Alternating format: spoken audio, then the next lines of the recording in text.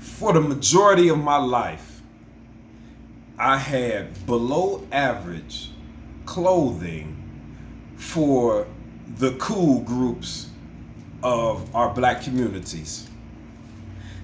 Since I was 7 or 8 years old, it became relevant. And I'm 47 years old at this point in time. My name is Leon. And when I was raised with, we were poor. And it never was a dilemma to me. I never felt shame. I never felt like embarrassed. And this is a little bit about who I am and how I was molded into the force that I am today. I'm from Cleveland, Ohio. And I love us as a humanity. We are a being, and that goes to other beings also. We are conscious, and we still down here talking about black and white and all this racist. Like, I don't want to keep, resonating that type of energy, so I don't dwell there. But when I was so poor growing up, and Wow. around 7 or 8 years old, I assume people used to ridicule me or joke about me. I never heard it. Like, I never heard it. I was a really good person, and was really good, like, with fighting, like defending myself. And I never heard no one speak about me until recently, that, the last couple years, that someone to refer to my clothing and say that I was inadequate because of the level or the name brand of the stuff. Now, sometimes, I didn't have it. I would get a certain amount of pair of socks at the beginning of the year, and I'm not discrediting my beautiful mother, because my beautiful mother is still rising as she gets older, and that's rare. Like, just transforming into a being that's able to create a higher vibration of positive energy than her former self of yesterday. So she is applauded by me. So I am by farly not discrediting my mother. But I would get a certain amount of socks, and I never complained. I just rolled with what it was. 10 years old, 9, I used to have, maybe 8, 10 pair of socks at the beginning of the year, and I had to stretch them. And I did the best I could do, and I never held shame, not 1 minute, not 1 day. It just didn't. It didn't even register to me. I took that time to sit and self-develop myself. And this is important for which our children and the next generations of people, that we produce need to be abreast of, need to be aware of shame and how it's cast and where it can drive you to be. And one of the darkest places it can drive you to be is just a clone. And I mean clone in, the fads that are, holding so many of our communities back. Like the trinkets, the gadgets, the tastings, the type of food in the restaurants we eating. It's like all the cool stuff. How much is these items I'm sacrificing for me having to chase them and pay for them? We're using a lot of energy on things that's just gonna allure the next person. It's like we got to a point where we just want someone's attention and we want to feel good. Like, why is it we all, so many of us, concern our everyday lives with wanting to feel? And mainly I'm speaking about my African and black communities, my African American communities. Why? Is it some reason we have been over sensualized? Like an addiction, certain addictions have been embedded in the psyche of us in our communities through the music, through peer-to-peer pressuring. See, we shame you into, accommodating yourself into this behavior.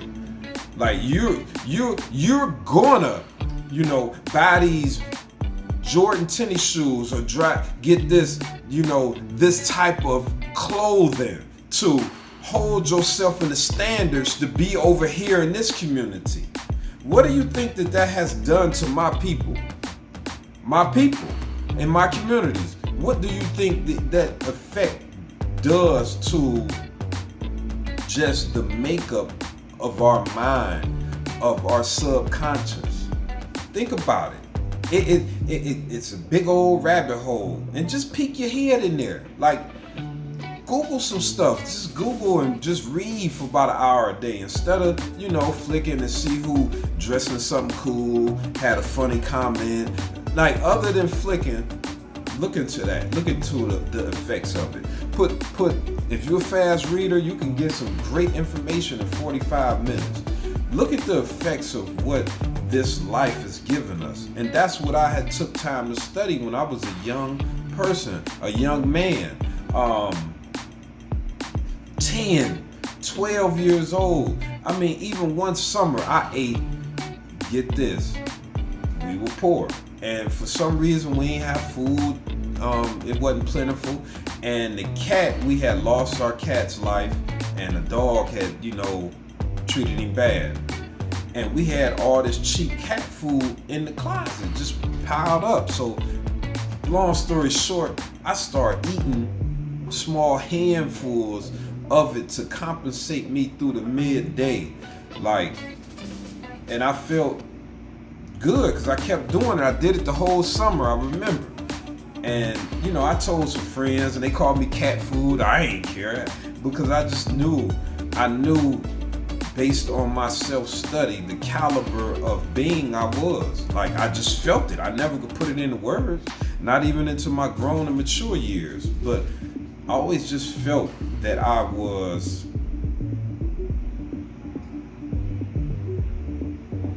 had a purpose.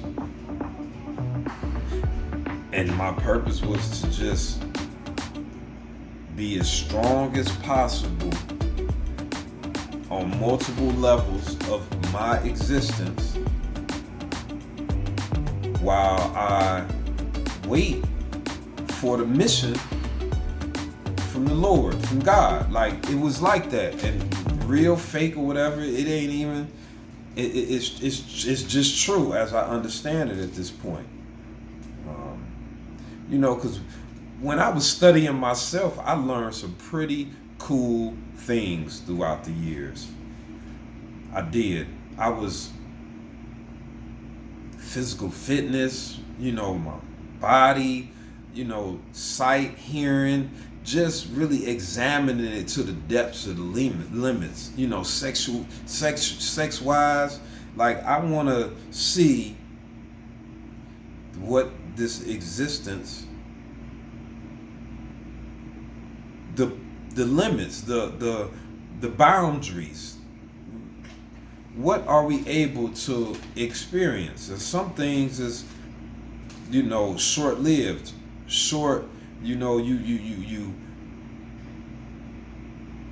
you live a life.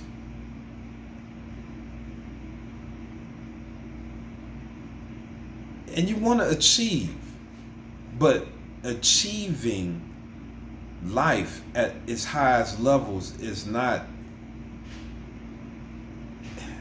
I think obtaining money is a small portion of the being you can become. I think we have, saturated, elevated beings by putting a dollar obtained next to the level of being they are. I don't agree. We some bad, like you so many people undervalue themselves, and we look at these stars. Yeah, a good portion of them is great examples of human beings, of even higher than that. But it's a lot of us that have the potential to be fantastic too. If we lock in, start drinking water, eating effectively, with more precision because we're able to. You know, it's a lot of deep stuff I studied about myself. And I know still at this point, God knows more. Like he knows the potential of us. And no matter what you believe in the illuminated ones, the extraterrestrials. I don't know what, and I don't knock any of the concepts that are out there in our Western Hemisphere, in North America. Like, we all believe different things, but it's some things we must believe that is above all those things that we believe. That's the connecting point, because we're taking a step behind all the, my whole existence is, let's just say I studied King James version demonology. It's a religion that's in the world. King James rewrote, rescripted, however you want to put it. A lot of people. He did the New Testament Bible. He also scripted demonology. And let's just say, is that we got to go above that too. We are a people. We are a kind of being, and our God is sending a call that we must follow His call and develop ourselves at increments, better and better and better.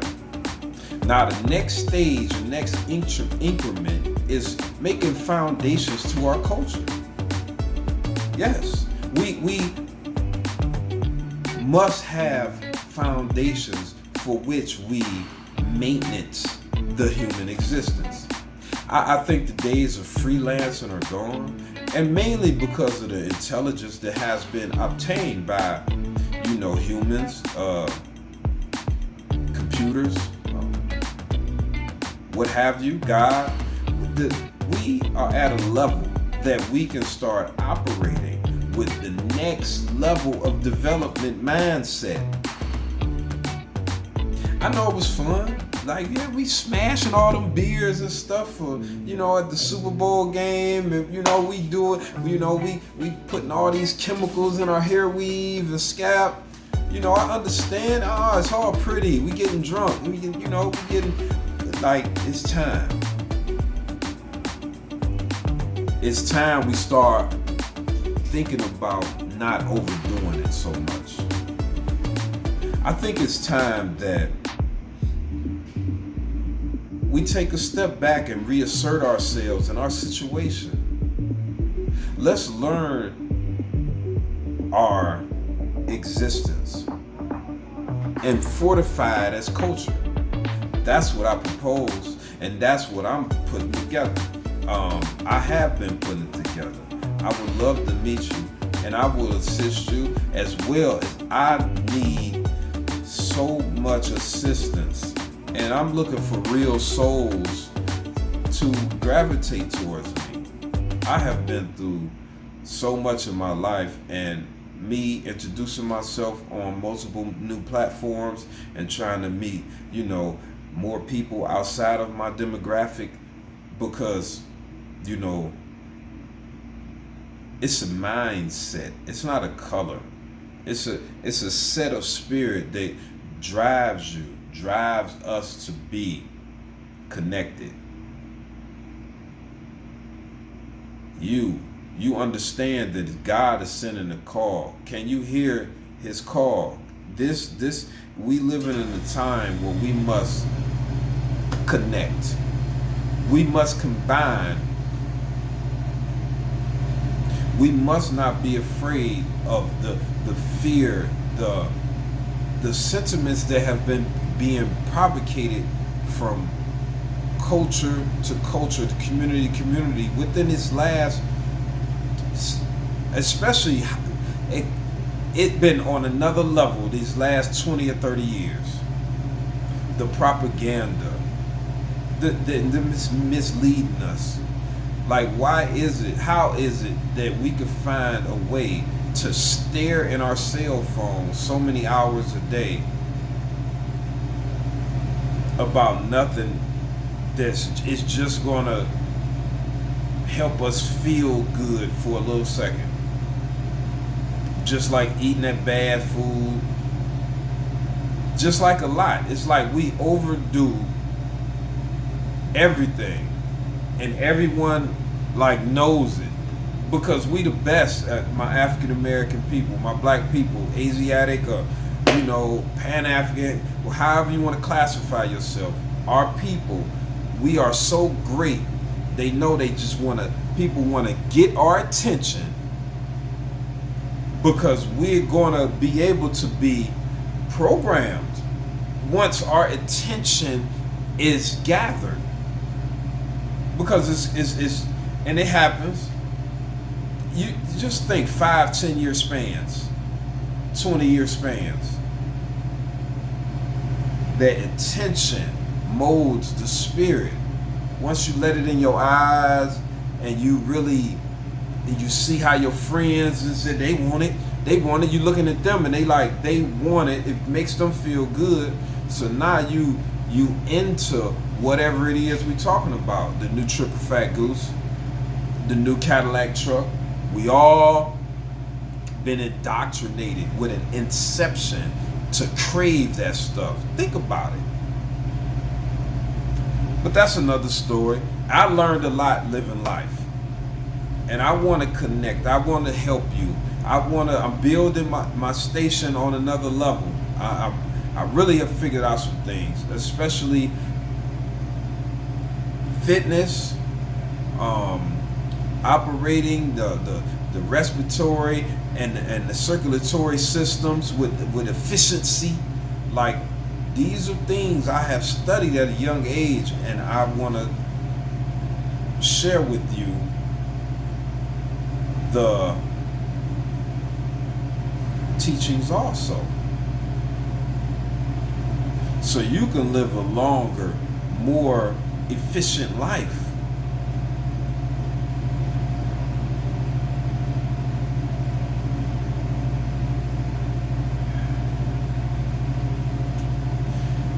This is how I like to breathe.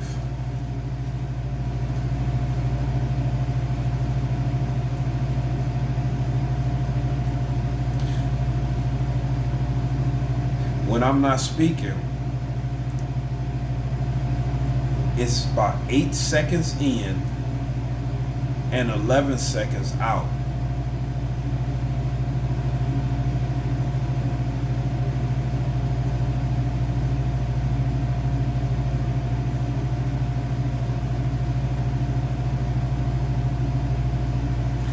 I could just feel the gathering of energy when I do it. 8 seconds, smoothly, deliberately.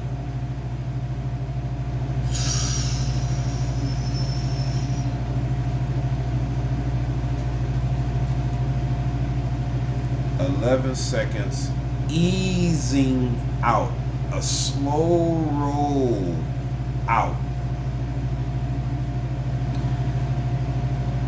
And once you put 5 minutes of that in, just examine how you feeling during that 5 minutes.